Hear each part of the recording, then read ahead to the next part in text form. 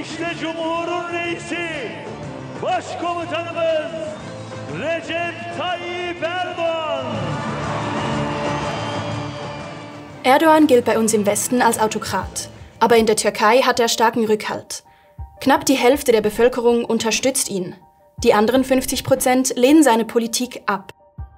Wir schauen uns 4 der großen Konfliktpunkte an, verteilt über Erdogans politische Karriere, die zeigen, wie es zu dieser Spaltung kommen konnte.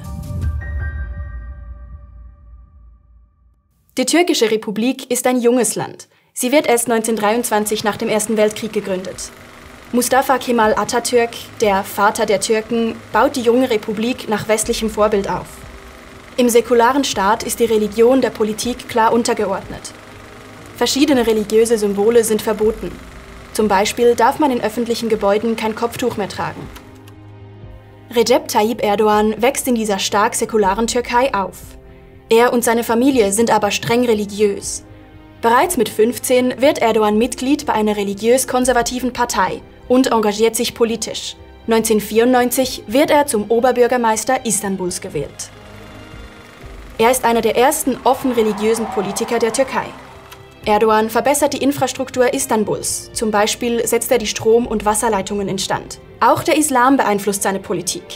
Das führt uns schon zum ersten Konfliktpunkt: Religion. Der allergrößte Teil der türkischen Bevölkerung ist muslimisch. Religiös-konservative Muslime stören sich an der säkularen Politik in der Türkei und wünschen sich mehr Islam in der Öffentlichkeit. Sie sind Erdogans Kernwähler. In einer Umfrage von 2021 hat aber auch die Hälfte aller Befragten zugestimmt, dass der Staat keine religiöse Identität haben sollte. Säkular ausgerichtete Türken sehen in Erdogans Politik eine Re-Islamisierung der Türkei und eine Abkehr von Atatürks Grundprinzipien. 2001 gründet Erdoğan die Partei AKP mit, die Partei für Gerechtigkeit und Entwicklung. Sie gilt als religiös rechtskonservativ bis rechtspopulistisch. Die AKP ist sofort im ganzen Land beliebt. 2003 wird Erdoğan Ministerpräsident der Türkei. Er investiert in Bauprojekte und modernisiert das Land. Die Wirtschaft wächst und eine breite Mittelschicht entsteht. Wie zuvor in Istanbul rückt durch Erdogans Politik der Islam in der ganzen Türkei zunehmend in die Öffentlichkeit.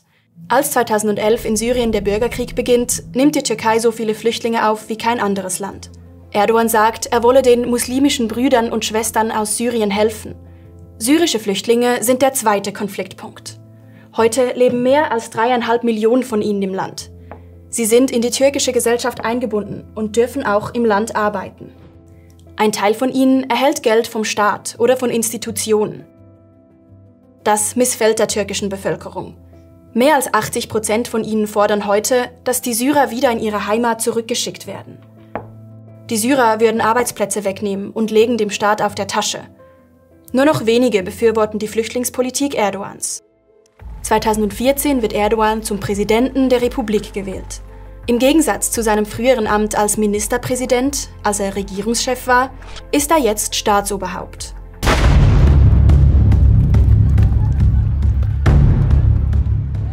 (2016) versuchen Teile des Militärs, gegen Erdogans Regierung zu putschen.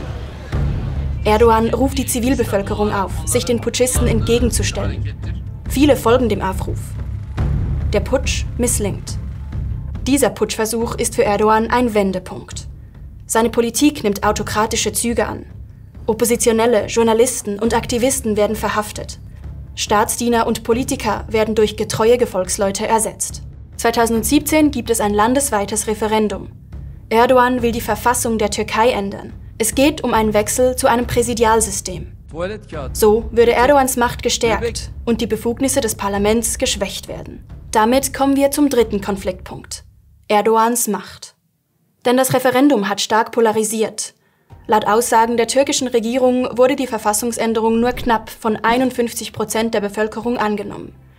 Erdogans Unterstützer stehen hinter ihm. Sie sagen, dass er viel Gutes getan habe und finden es richtig, wenn er mehr Macht hat. Die Gegner des Referendums sehen darin einen weiteren Schritt in Richtung Autokratie.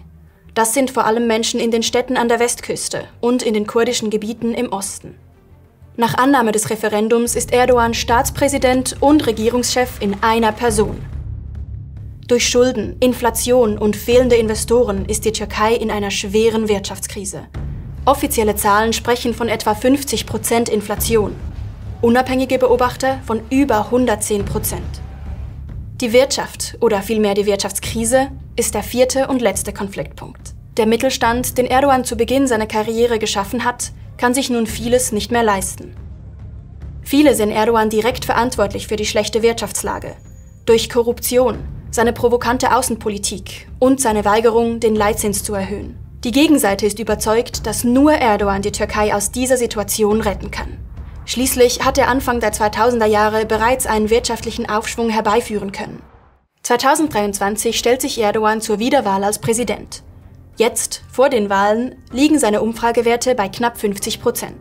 Natürlich spielen weitere Themen wie Korruption, der Umgang mit der kurdischen Minderheit, die Bauwirtschaft oder das Erdbeben im Februar eine Rolle.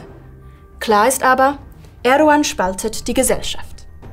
Auf der einen Seite stehen Konservative, Religiöse und die, die vom Wirtschaftsaufschwung der Nullerjahre profitiert haben. Auf der anderen Seite stehen die säkularen Türken, denen die autokratischen Züge Erdogans große Sorgen bereiten.